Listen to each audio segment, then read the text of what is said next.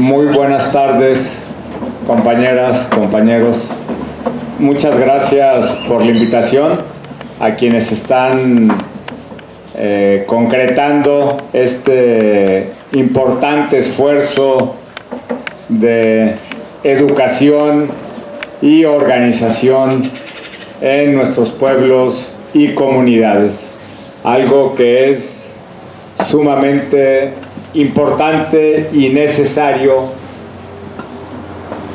en este momento. Quiero comentar antes que nada pues que me da mucho gusto estar aquí junto al padre Tacho. Él es mi padrino de todos los grados que tengo y ya hace mucho tiempo que no lo veía y me da mucho gusto estar con él y escuchar de sus palabras sabias que nos han dado tanta fuerza y tanto calor por tantos años que llevamos en estas luchas. Teocentli, el Centro de Formación para la Autonomía, que hoy está inaugurando sus primeros cursos, ¿verdad? Y que va a trabajar en diversas líneas, en diversos ejes que están en el centro y en el corazón de nuestros pueblos y nuestras comunidades. Creo yo, y lo decía al principio, es más necesario que nunca. Estamos, compañeras, compañeros, frente a un proceso devastador. Un proceso provocado por este sistema, por el capitalismo, y que si bien tiene como víctima a la humanidad entera y a nuestra madre tierra, es en nuestros pueblos, los pueblos originarios, donde creo yo se va sintiendo con singular crudeza esta guerra. Y se va sintiendo justamente porque es en nuestros pueblos donde se concentra o se concentran una parte importante de las resistencias en contra de este sistema, en contra de este capitalismo salvaje que siempre, porque siempre ha sido así, pero que más en los últimos años únicamente puede reproducirse si existen guerras, si existen crímenes importantes, significativos, masivos, como el que estamos viviendo en contra del pueblo palestino en estos momentos.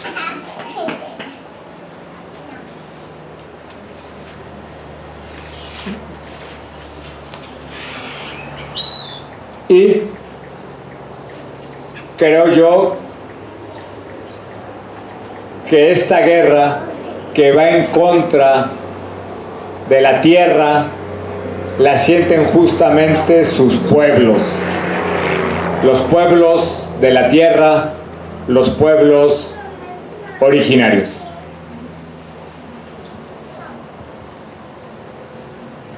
Comentábamos hace unas semanas allá en el CIDESI en Chiapas, invitados por la Comandancia General del Ejército Zapatista de Liberación Nacional, que esta guerra, como todas las guerras, se expresa en números, se expresa en cifras.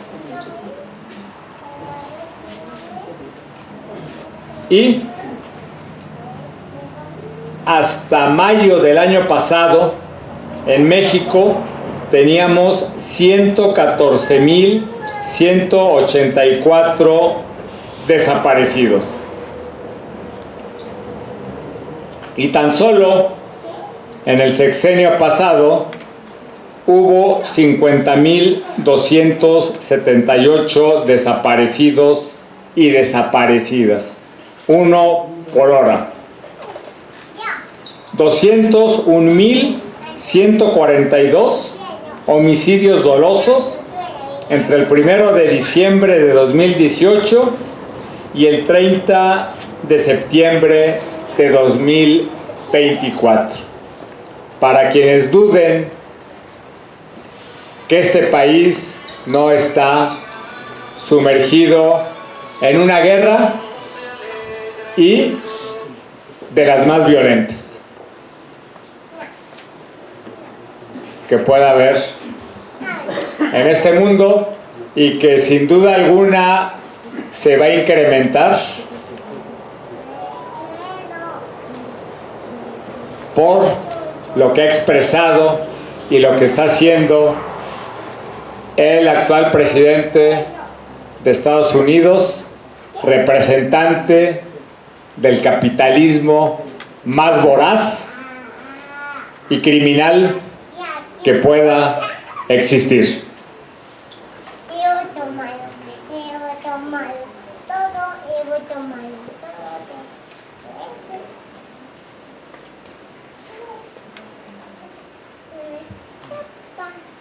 Al hablar de esta guerra, al hablar del capitalismo y al hablar de nuestros pueblos, compañeras, compañeros, se vuelve preciso desnudar lo que está pasando.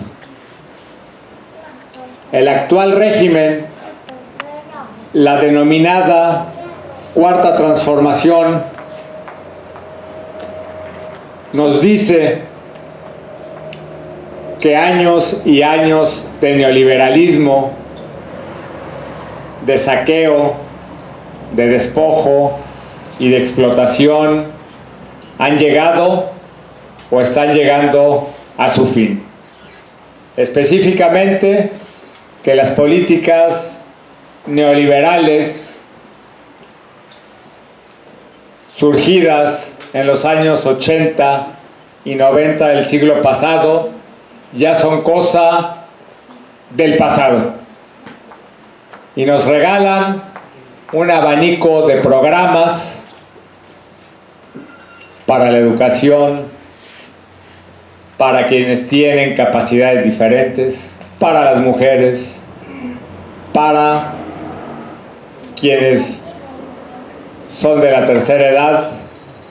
Ahora viene una avalancha de construcción de casas. No sé si ya les llegó por acá, pues, pero están haciendo promesas de casas en todos los municipios de este país. Ya están dados los números por municipios y por comunidades.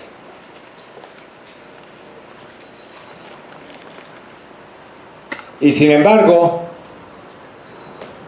reconociendo que efectivamente ha habido una redistribución, no de la riqueza, porque esa sigue básicamente concentrada en las corporaciones multinacionales, reconociendo que ha habido una redistribución del ingreso público, tenemos que señalar que las políticas neoliberales que se dicen cosa del pasado están más vivas que nunca. El marco jurídico surgido de la contrarreforma al artículo 27 constitucional en 1992 y la entrada en vigor del Tratado de Libre Comercio en 1994 siguen o intocados o se han profundizado, como es el caso del TEMEC, que próximamente se va a renegociar.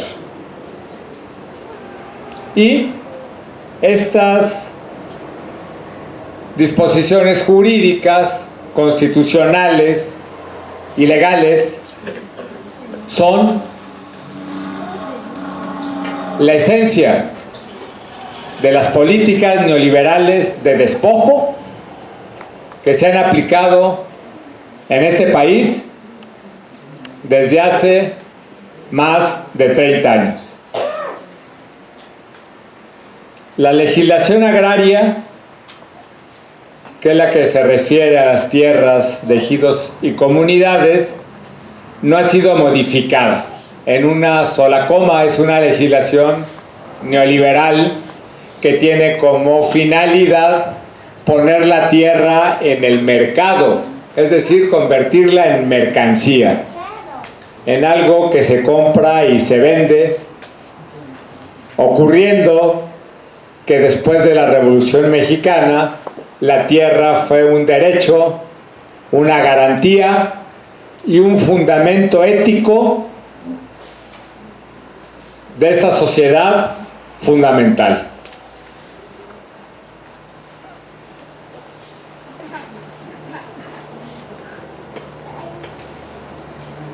Desde septiembre, en el gobierno, desde el Instituto Nacional de los Pueblos Indígenas, desde diversas instituciones, se ha festinado la reforma constitucional en materia indígena, que incorpora a la Constitución uno de los planteamientos importantes que hicimos en 1996 y que se incorporaron a los acuerdos de San Andrés, pero nunca a la Constitución. El del reconocimiento de los pueblos y comunidades como sujetos de derecho público. Sin embargo, y lo hemos dicho y lo hemos reiterado en múltiples espacios, esta reforma de septiembre del año pasado pesa más por lo que no dice que por lo que dice. ¿Por qué? Porque no dice, porque no toca, porque no contempla la cuestión de las tierras y el territorio. No contempla los derechos territoriales de nuestros pueblos y, finalmente, el territorio y los derechos de tierra y territorio son la base material de la autonomía. Y entonces, el reconocimiento como entidades de derecho público de nuestros pueblos y comunidades, sin este elemento, queda visiblemente incompleto.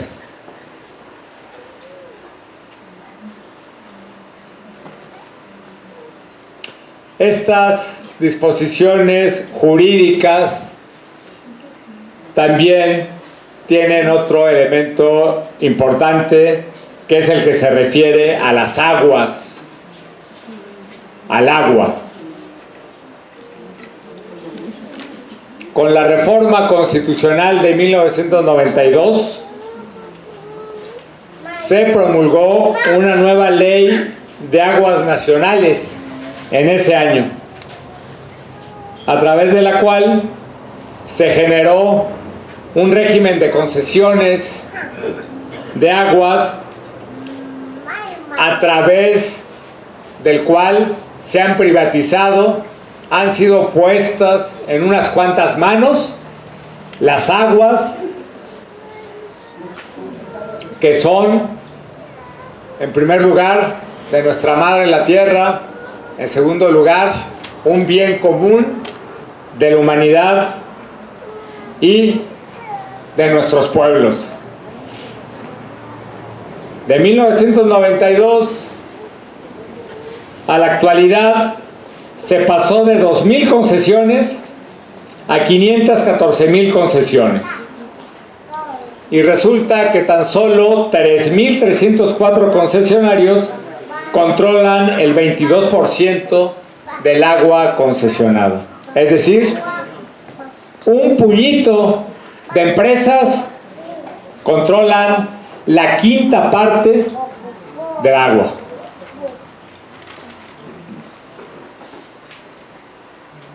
...373 concesionarios de agua para uso agrícola, para uso en el campo, controlan el 1.1%, es decir, perdón, el 1.1% de los concesionarios del agua controlan el 38%, casi la mitad. Es decir, en lo que se refiere a aguas para uso agrícola, la concentración es todavía mucho mayor.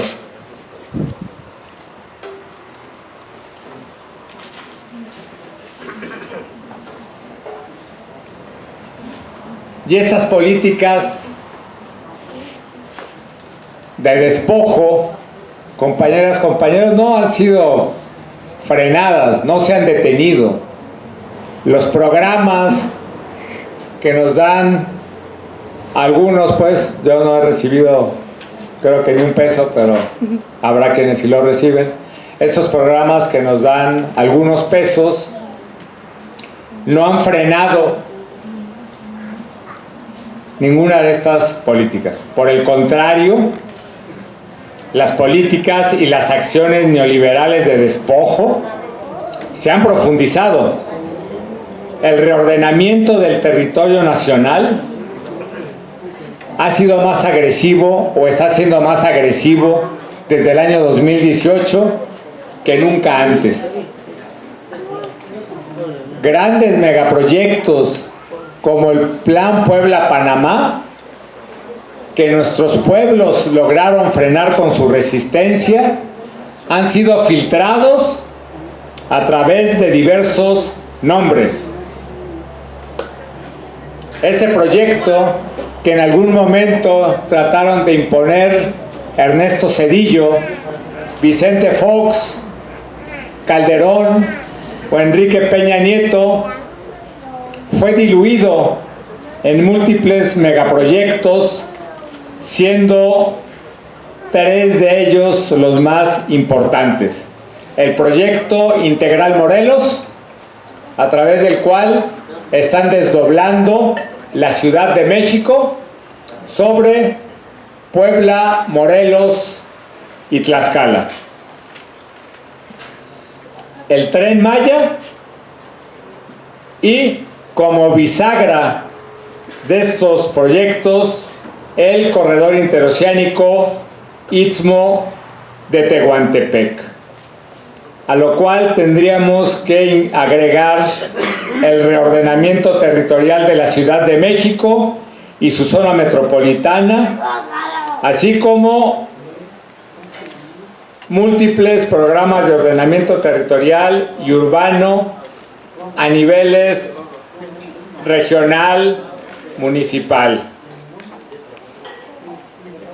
El Tren Maya, compañeros, compañeras, con 21 estaciones y 14 paraderos a lo largo de 5 estados, y el corredor interoceánico Istmo de Tehuantepec, consistente en un corredor logístico estructurado en torno a 3 líneas férreas, la modernización de un oleoducto y la construcción de un gasoducto, buscan este reordenamiento profundo fincado en el despojo de los territorios indígenas.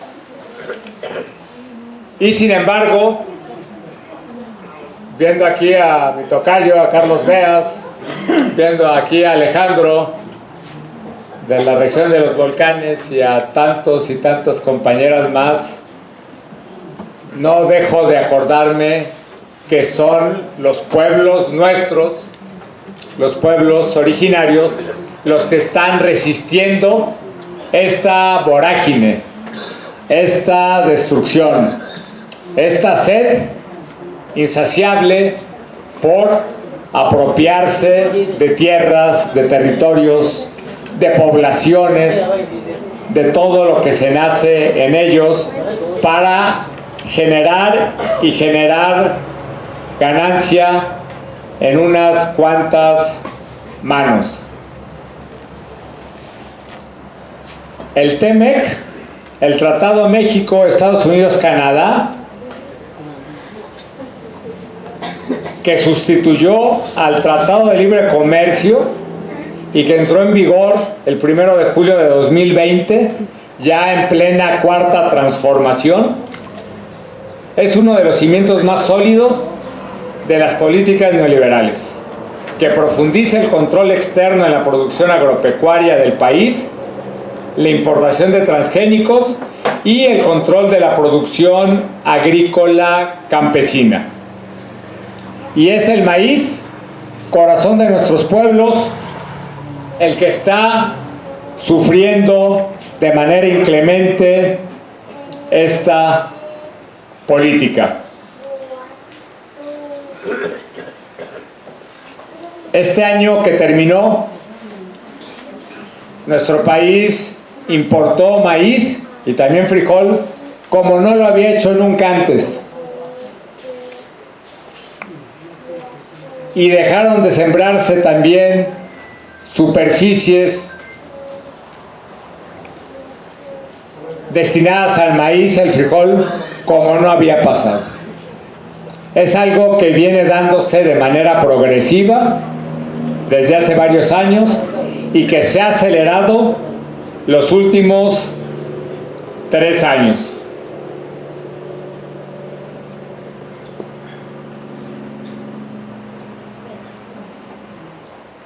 Como complemento o como elemento que da coherencia a estos procesos de despojo, tenemos que agregar 2 elementos importantes que son consustanciales a estas políticas, que son necesarios, que se explican en ellas, por ellas y para ellas. Por un lado, la militarización y el militarismo en todo el territorio nacional, en cada una de nuestras regiones, y por otro lado,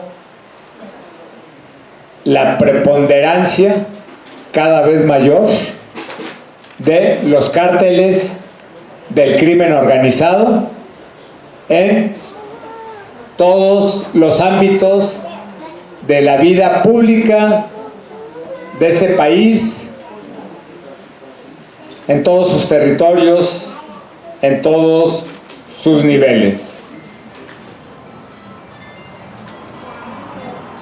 Y esto ocurre porque los procesos de despojo que estamos viviendo son justamente alentados, prohijados, propulsados por estos 2 fenómenos: militarización y militarismo. Cuando hablamos de militarismo, hablamos de intervención de los militares en la vida económica de este país. Siempre ha ocurrido, pero no como empezó a darse desde el año 2018. Hay que recordar que, por un lado, los militares han asumido casi todas las tareas de seguridad a nivel nacional, pero que también tienen a su cargo áreas significativas de la economía nacional, como son las aduanas, como son los puertos, como es el tráfico aéreo.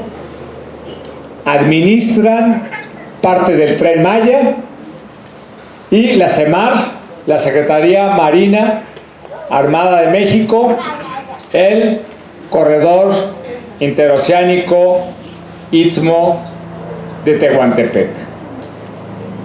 Y junto con estos fenómenos tenemos el complemento de esta militarización, no su opuesto, no su contrario, su complemento. El predominio cada vez mayor del crimen organizado en el territorio nacional,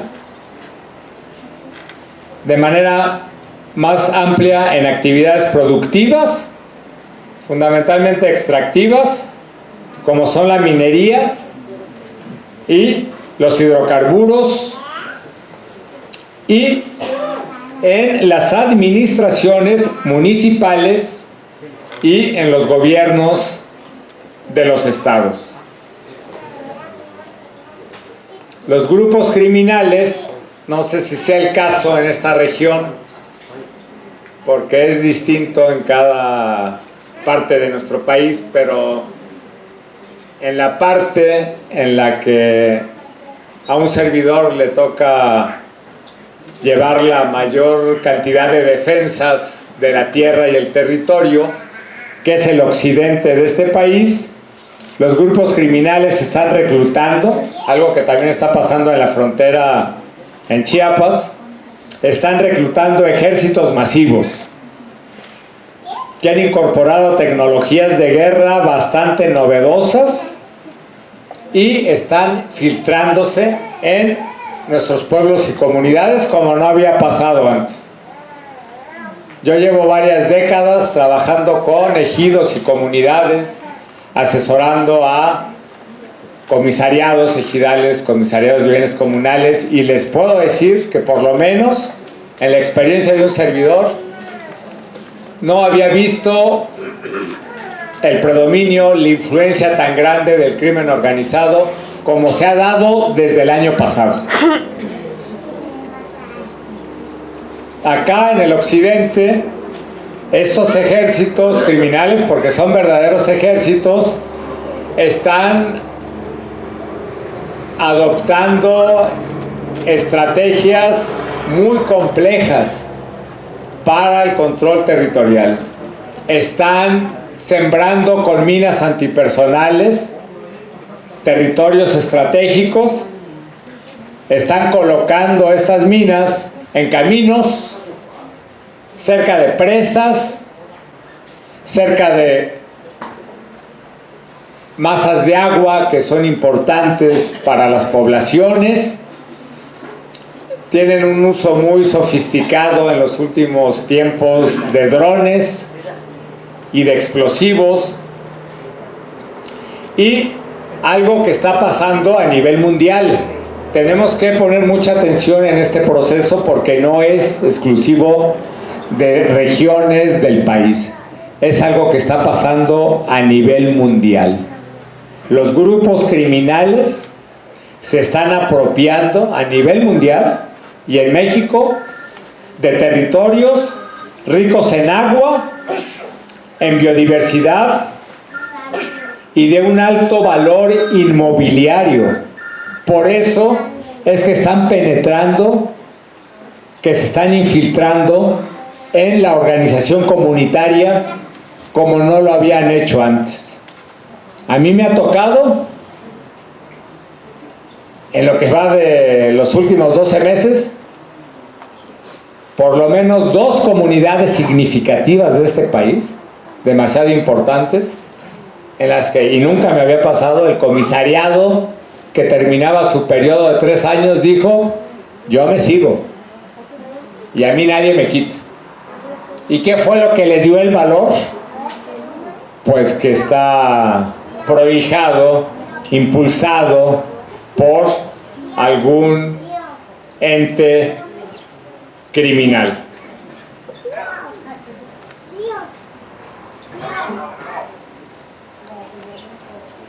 Entonces, compañeras, compañeros, vemos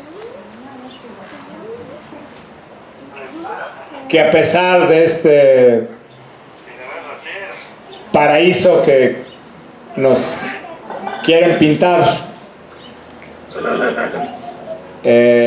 nuestro país está, y creo que lo sufrimos muchos y muchas de nosotros, y no es que todos, está sumergido en una profunda guerra, violenta, que nuestros pueblos están haciendo frente con su resistencia, con su organización colectiva a esta guerra, y que, como se decía en la ceremonia, como lo decía el padre Tacho, mi padrino,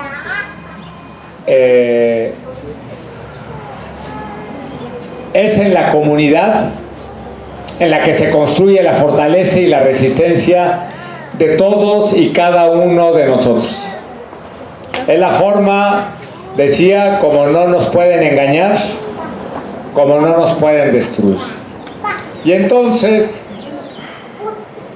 regreso al principio y al propósito de este evento, y con esto concluyo mi intervención. Por eso resulta fundamental lo que están ensayando el día de hoy, lo que están iniciando. Bueno, ya tienen meses, seguramente algunos y algunas de ustedes años, trabajando en este proceso que hoy están cuajando. Me tocó estar en alguna de las reuniones previas. Creo que esto que están iniciando ahora se sembró, se ha venido sembrando desde hace tiempo. Y este centro de formación para la autonomía, creo yo que resulta fundamental justamente para dar fortaleza a estas resistencias, a nuestras comunidades, y seguir preservando lo que es esencial para nosotras y nosotros, la vida humana, nuestra madre tierra. Muchas gracias por la invitación.